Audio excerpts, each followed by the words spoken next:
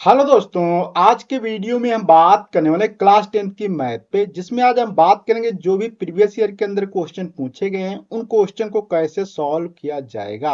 और आज का हमारा टॉपिक होने वाला है मासा और लासा, अर्थात मासा और लासा के ऊपर जो भी आधारित क्वेश्चन पूछे गए हैं उन क्वेश्चन को कैसे सॉल्व करेंगे, सॉल्व करते समय कौन कौन से इंपॉर्टेंट कॉन्सेप्ट लगेंगे, इस पे आज हम डिटेल से बात करने वाले हैं।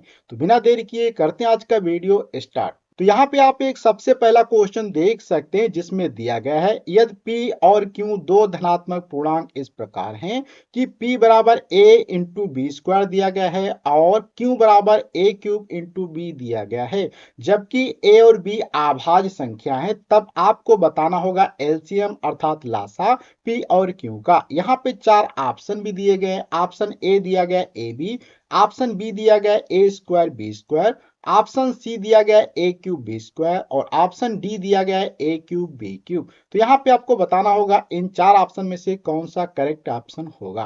तो देखते हैं इसका कैसे सॉल्यूशन किया जाएगा। तो यहाँ पे हम सबसे पहले क्या करते हैं, इस क्वेश्चन को यहाँ पे लिख लेते हैं। जैसे कि यहाँ पे आप देख सकते हैं आपको p बराबर कितना दिया गया था, a इंटू बी स्क्वायर दिया गया था। दूसरा यहाँ पे दिया गया था q बराबर यहाँ पे दिया गया था a क्यूब इंटू बी दिया गया था। अब यहाँ पे हमें बताना है कि इनका क्या होगा लासा अर्थात एलसीएम। तो एलसीएम यहाँ पे निकालने के दो तरीके होते हैं, एक होता अभाज्य गुणनखंड विधि द्वारा, दूसरा होता विभाजन विधि द्वारा। तो सबसे पहले यहाँ पे हम बात करते हैं अभाज्य गुणनखंड विधि द्वारा कैसे निकालते हैं। तो यहाँ पे p के हम क्या करेंगे, अभाज्य गुणनखंड लिखेंगे। जैसे कि a को क्या करेंगे, a लिखेंगे, b को हम यहाँ पे दो बार आपस में मल्टीप्लाई में लिख देंगे। इसी प्रकार से क्यों लेंगे, क्यू में दिया गया ए क्यू बी, तो यहाँ पे हम ए को लिखेंगे तीन बार इस प्रकार से आपस में गुणा करके, इसके बाद बी यहाँ पे लिख देंगे। अब यहाँ पे जब भी कभी इनके लासा अर्थात एलसीएम की बात की जाएगी, यहाँ पे पी और क्यू की, तो यहाँ पे आपको हमेशा इन दोनों में देखना होगा कि कौन से कॉमन पद मिलते हैं। जैसे कि यहाँ पे आप देखेंगे दोनों में ए मिल जाएगा तो यहाँ पे ए लिखा जाएगा। इसके बाद यहाँ पे आप देखेंगे दोनों में बी मिल जाता है, इसको बी लिखेंगे। इसके बाद जो चीजें नहीं मिलती हैं उनको लिखना होता है। जैसे कि यहाँ पे देखेंगे बी नहीं मिल रहा था, इसको लिखेंगे। ए यहाँ पे नहीं मिल रहा था, इसको ए यहाँ पे लिखेंगे। फिर इसको यहाँ पे हम क्या करेंगे, ए लिख देंगे। अब यहाँ पे थोड़ा सा अगर इनको हल किया जाए तो जो भी समान चीजें होती है, जैसे कि ए ये ए बार कितनी बार आ चुका है, ए यहाँ पे तीन बार आ चुका है, इसलिए यहाँ पे क्या हो जाएगा, ए क्यूब हो जाएगा। बी कितनी बार आ चुका है, दो बार, तो यहाँ पे क्या हो जाएगा, बी की पावर टू हो जाएगा। अर्थात यहाँ पे अगर हम बात करें एलसीएम हमारे पी और क्यू का, तो जो यहाँ पे निकल के आ जाता है A cube into B square. तो यहाँ पे इसका करेक्ट ऑप्शन भी आप देखेंगे सी वाला करेक्ट ऑप्शन हो जाता है। तो इस प्रकार से आप बहुत आसानी से अभाज्य गुणनखंड विधि द्वारा इस प्रकार के क्वेश्चन का आप जो है लासा निकाल सकते हैं। इसमें बस करना ये होता है कि सबसे पहले सभी के अभाज्य गुणनखंड लिखने होते हैं, उसके बाद लासा निकाल सकते हैं। और लासा और मासा के ऊपर मैंने एक डिटेल से वीडियो बना दिया है, जो कि आप हमारे चैनल पर जाके इस वीडियो को देख सकते हैं। अब हम यहाँ पे एक और क्वेश्चन पे बात करते हैं, जो कि दिया गया है कि लासा है 132 और 288 का 31 68। तो यहाँ पे आपको बताना होगा मासा इनका क्या होगा। और यहाँ पे चार ऑप्शन भी दिए गए हैं। पहला ऑप्शन दिया गया है 288, ऑप्शन बी दिया गया है 132, ऑप्शन सी दिया गया 48 और ऑप्शन डी दिया गया है 32। तो यहाँ पे आपको बताना होगा क्या करेक्ट ऑप्शन होगा। तो इसके लिए हम देखते हैं इसको कैसे सॉल्व किया जाएगा। तो यहाँ पे हम सबसे पहले मान लेते हैं कि संख्या जो हमारी पहली संख्या ए से, जो कि पहली संख्या ए दी गई है 132। इसके बाद हम संख्या जो दूसरी है उसको हम यहाँ पे लिख देते हैं बी से, जो कि दी गई है 288। और यहाँ पे आप देख सकते हैं इसमें दिया गया था लासा, तो यहाँ पे हम लिख लेते हैं लासा। लासा कितना दिया गया है इसको भी यहाँ पे लिख देते हैं, जो कि दिया गया 3168 दिया गया। और हमें यहाँ पे ज्ञात करना है मासा, तो मासा के लिए हम यहाँ पे क्वेश्चन मार्क लगा देते हैं। ये चीजें होती हैं जब भी आप कोई भी गणित का क्वेश्चन सॉल्व करें या फिजिक्स का क्वेश्चन सॉल्व करें या केमिस्ट्री का क्वेश्चन सॉल्व करें, तो जो भी चीजें आपको दी गई हो वो सबसे पहले लिखना होता है। उसके बाद जो नहीं दी गई होती उनके आगे क्वेश्चन मार्क लगा देना होता है। फिर एक ऐसा कोई फार्मूला या रिलेशन देखना होता है जिसमें सभी चीजें आ रही हों। जैसे कि हम यहाँ पे एक फार्मूला जानते हैं कि पहली संख्या गुणे दूसरी संख्या क्या होता है, पहली संख्या गुणे दूसरी संख्या बराबर होता है लासा और इसके बाद क्या होता है गुणे मासा। ये हम फार्मूला जानते हैं, अर्थात ये रूल हम यहाँ पे जानते हैं। इस रूल का हम यहाँ पे यूज करने वाले हैं। तो देखो यहाँ पे मैं मासा निकालना है तो क्या हो जाएगा, मासा बराबर यहाँ से हो जाएगा, मासा को यहीं रख लेंगे तो ये लासा इसके नीचे आ जाएगा, अर्थात क्या हो जाएगा ए गुणे बी बटे लासा यहाँ पे हो जाएगा। अब इन सभी चीजों को यहाँ पे हम रख देते हैं तो क्या हो जाएगा 132 हो जाएगा गुणे 288 हो जाएगा बटे यहाँ पे 3168 आ जाएगा। अब यहाँ पे आप एक और क्वेश्चन देख सकते हैं जिसमें दिया गया है कि लासा 132 और 288 का 3168 दिया गया है। तो यहाँ पे आपको बताना होगा इनका मासा क्या होगा। और यहाँ पे आप देख सकते हैं ऑप्शन भी 4 दिए गए हैं, जिसमें से सबसे पहला ऑप्शन ए दिया गया है 288, ऑप्शन बी दिया गया है 132 और ऑप्शन सी दिया गया है 48 और ऑप्शन डी दिया गया है 12 अर्थात 12। तो यहाँ पे आपको करेक्ट ऑप्शन सेलेक्ट करना होगा। तो हम देखते हैं कैसे इस क्वेश्चन को सॉल्व किया जाएगा। तो यहाँ पे हम सबसे पहले मान लेते हैं कि पहली संख्या हमारी जो कि ए है वो कितना दिया गया है 100 यहाँ पे 32 दिया गया है। दूसरी संख्या हमारी यहाँ पे बी मान लेते हैं और जो कि 288 दिया गया है। इसके बाद फिर यहाँ पे इन्होंने लासा दिया गया है तो लासा को हम यहाँ पे लिख लेते हैं। तो लासा कितना दिया गया है यहाँ पे आप देख सकते हैं 3168 दिया गया है। और यहाँ पे अब पूछा गया आपसे मासा इसका कितना होगा, तो यहाँ पे हम क्या करते हैं मासा लिख देते हैं, क्वेश्चन मार्क लगा देते हैं। और जब भी कभी आपसे इस प्रकार के क्वेश्चन पूछे जाएं, चाहे आपका भौतिक विज्ञान हो, चाहे रसायन विज्ञान हो या गणित हो, अर्थात कोई भी टॉपिक हो जहां पे न्यूमेरिकल संबंधित क्वेश्चन पूछे जाते हैं, तो वहां पे आपको जो भी चीजें दी गई हैं उनको लिख लेना होता है, जो चीजें नहीं दी गई होती उसको लिख लेना होता है। उसके बाद एक फार्मूला या कोई एक ऐसा सूत्र देखना होता है जहां पे ये सभी चीजें आती हैं। जैसे कि हम जानते हैं कि पहली संख्या गुणे दूसरी संख्या बराबर होता है लासा, उसके बाद होता है गुणे में मासा, अर्थात इस प्रकार से यहाँ पे हम जानते हैं कि लासा गुणे मासा होता है। तो यहाँ से हमें निकालना है मासा, तो मासा बराबर यहाँ से क्या हो जाएगा पहली संख्या गुणे दूसरी संख्या बटे यहाँ पे क्या आ जाएगा लासा आ जाएगा। अब पहली संख्या यहाँ पे आप देख सकते हैं कितनी दी गई है 132 दी गई है, दूसरी संख्या 288 दी गई है और तीसरी संख्या यहाँ पे 3168 दी गई है। अब यहाँ पे आप सिंपल से बस आपको यहाँ पे भाग करना होता है, इनको आपस में डिवाइड करना होता है और ये सारी प्रोसेस करने के बाद यहाँ पे आपका आंसर 12 आ जाएगा। इस प्रकार से आप बहुत आसानी से इस क्वेश्चन को सॉल्व कर सकते हैं। यहाँ पे आप एक और क्वेश्चन देख सकते हैं जिसमें दिया गया है कि वह बड़ी से बड़ी संख्या जिससे 245 और 1037 को विभाजित करने पर प्रत्येक दशा में शेषफल 5 प्राप्त होता है, तो वह कौन सी संख्या होगी। तो इस क्वेश्चन को कैसे सॉल्व किया जाएगा इस पे हम थोड़ी सी बात करते हैं। तो यहाँ पे मान लो दो संख्याएं दी गई हैं, जैसे कि सबसे पहली संख्या को हम ए से अगर यहाँ पे हम लिख लेते हैं तो ए बराबर कितना दिया 245, लेकिन कह रहा शेषफल प्रत्येक कंडीशन में क्या है 5 बचता है, तो इसलिए यहाँ पे हम शेषफल को यहाँ पे 5 घटा देंगे तो जो कि हमारा यहाँ पे 240 आ जाएगा। इसी प्रकार से दूसरी संख्या को हम बी से लिख देते हैं जो कि दी गई है 1037 और इसमें भी शेषफल 5 बचता है, इसको भी हम घटा देंगे तो यहाँ पे बचेगा 1032, अर्थात यहाँ पे फाइनल देखा जाए तो a बराबर 240 आ जाता है और b बराबर यहाँ पे आप देखेंगे 1032 आ जाता है। और यहाँ पे अगर बात किया जाए 240 जो है क्या हमारा छोटा है 1032 से, क्योंकि हमें वह छोटी से छोटी आई एम सॉरी वह बड़ी से बड़ी संख्या ज्ञात करनी है, तो हमें इन दोनों संख्याओं का मासा अर्थात एचसीएफ ज्ञात करना पड़ेगा। तो कैसे एचसीएफ ज्ञात करते हैं, तो यहाँ पे छोटी संख्या है 240, इसको इधर लिख देंगे और 1032 के यहाँ पे बड़ी संख्या इसको ऐसे लिख देंगे। तो यहाँ पे हम शुरुआत करते हैं, डिवाइड करने की कोशिश करते हैं, देखते हैं क्या आएगा। तो ये देखो मान लो क्या 200 है, 200 से अगर इसको हम भाग देंगे तो क्या होगा 200 पंजे ज्यादा में हो जाएगा, 200 एक कम 200, 200 अर्थात ऐसा भाग करो कि 1032 से ज्यादा ना जाए।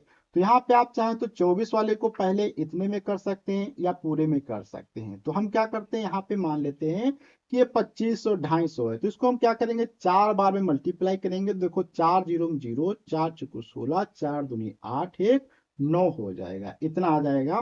तो यहाँ पे घटाएंगे तो 2 आ जाएगा, यहाँ पे घटेगा नहीं तो 13 में से 6 जाएगा 7 आ जाएगा और ये इतना।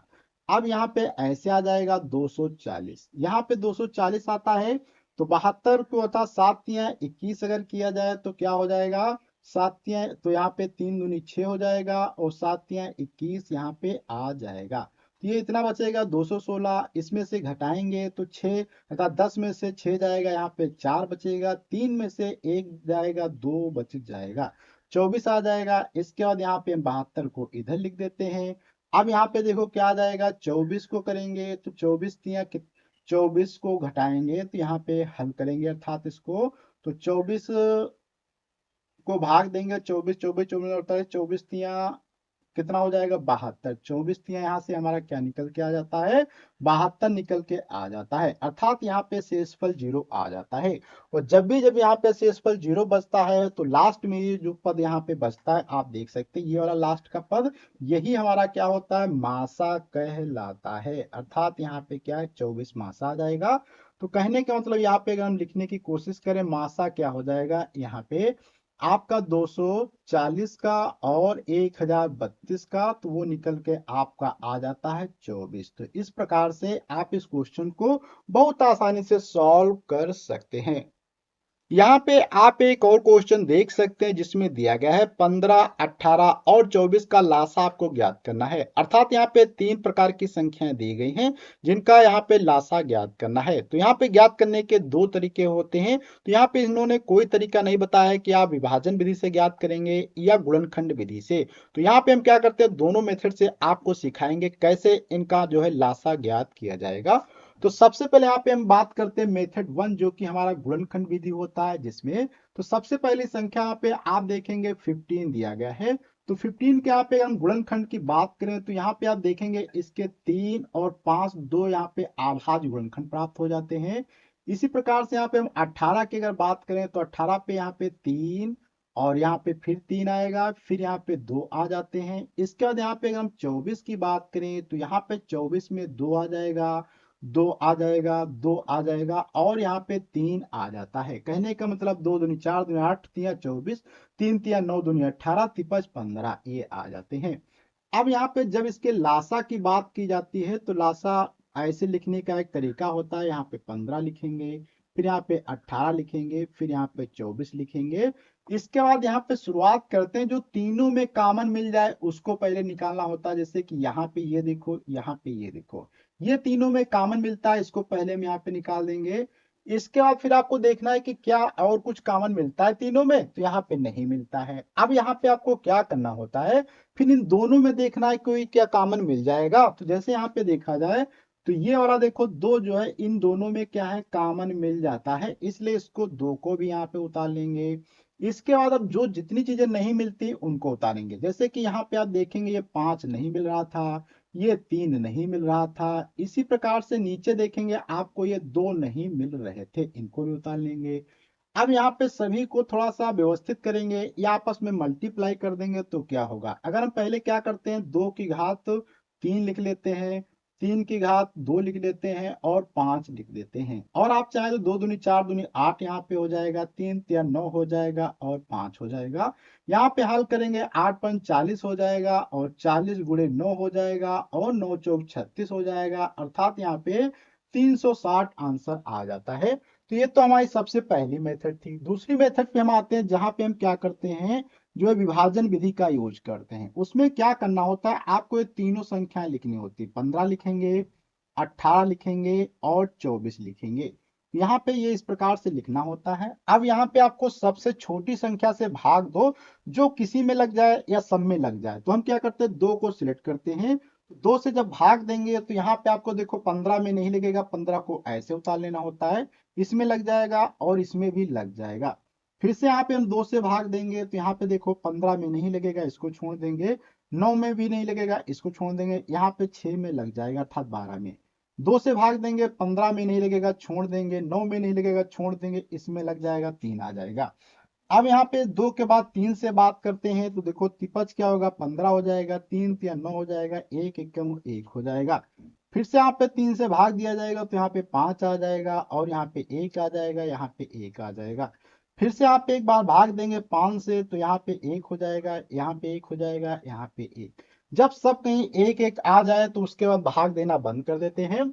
और यहाँ पे जो मासा हमारा लासा हमारा यहाँ पे आ जाएगा, वो लासा क्या होगा आपका, यहाँ पे 15 का और यहाँ पे 18 का और यहाँ पे 24 का सेम यही करना होगा। ये जितनी चीजें यहाँ पे आती हैं इनको आपको मल्टीप्लाई में लिखना होगा।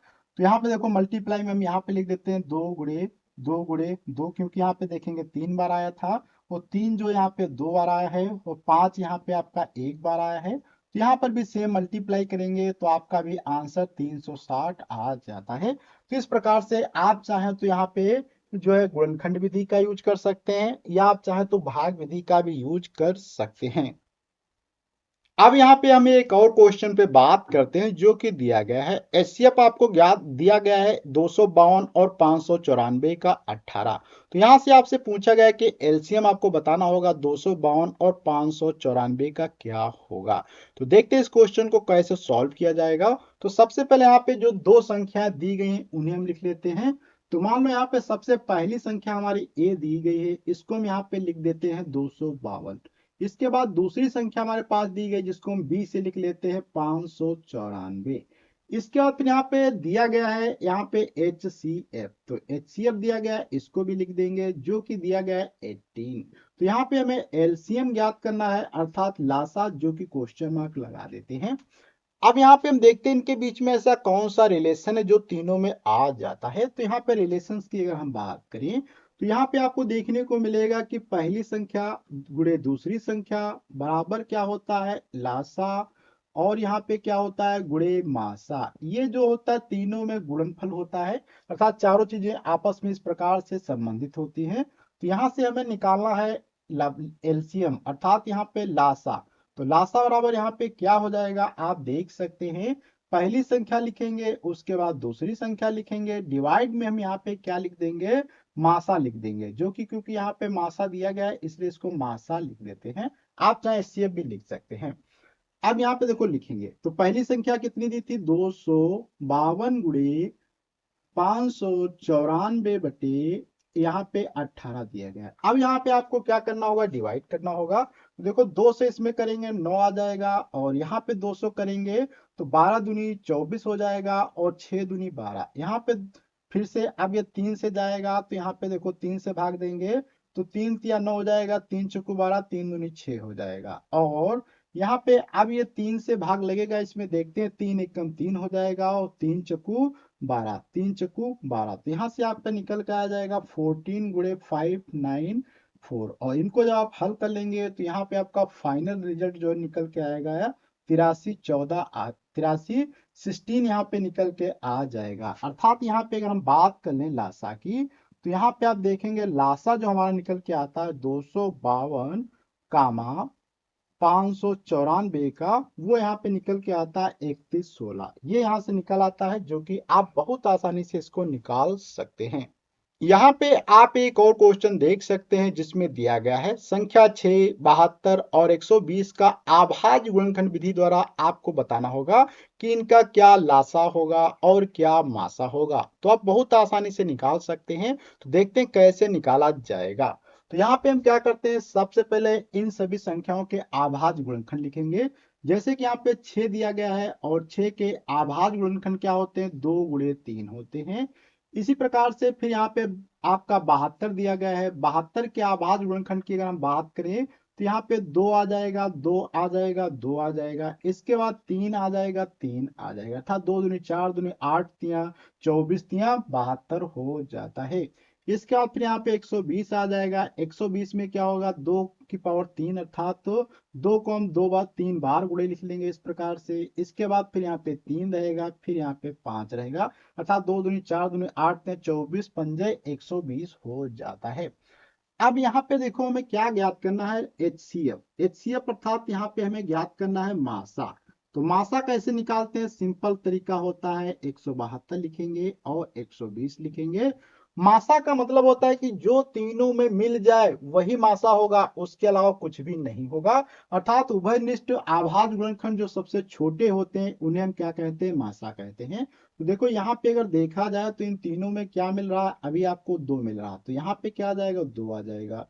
फिर इसके बाद यहाँ पे आप देखेंगे इसमें भी 3 मिल रहा, इसमें भी 3 मिल रहा, तो यहाँ पे भी क्या हो जाएगा, 3 हो जाएगा, अर्थात यहाँ पे 3 दूनी 6 आंसर आ जाएगा। अब इसके बाद यहाँ पे हम बात करते हैं लासा की। तो लासा कैसे निकालते हैं, इस पे हम बात करें 6 72 और 120 की। तो यहाँ पे देखो जो दोनों में मिलते हैं तो वो तो लिखना ही है, जैसे 2 मिल गया था और यहाँ पे 3 मिल गया था। इसके बाद फिर दूसरे में देखते हैं 2 में कुछ मिलता है, जैसे यहाँ पे ये चीज मिल जाएगी, यहाँ पे ये चीज मिल जाएगी और यहाँ पे इतनी चीजें मिल जाएंगी। तो अर्थात यहाँ पे 2 एक बार मिल जाएगा, 2 और एक बार मिल जाएगा। फिर यहाँ पे आप देखेंगे ये 3 नहीं मिल रहा था, इसको लिखेंगे, और ये 5 नहीं मिल रहा था, इसको लिखेंगे। तो यहाँ पे कहने का मतलब अगर देखा 2 कितनी बार हो चुका है, यहाँ पे 3 हो चुका है, और 3 कितनी बार हो चुका है, 2 बार हो चुका है, और 5 कितनी बार हो चुका है, 1 बार हो चुका है। अगर आप इन सभी चीजों को मल्टीप्लाई करते हैं, हल करते हैं, तो यहाँ पे आपका 360 आंसर आ जाता है। और आप इस क्वेश्चन को बहुत आसानी से विभाजन विधि से भी निकाल सकते थे, लेकिन क्वेश्चन में पूछा गया कि केवल आप आभाज्य गुणनखंड विधि द्वारा हल करें, इसलिए मैंने इसी की मेथड से इसको हल किया है।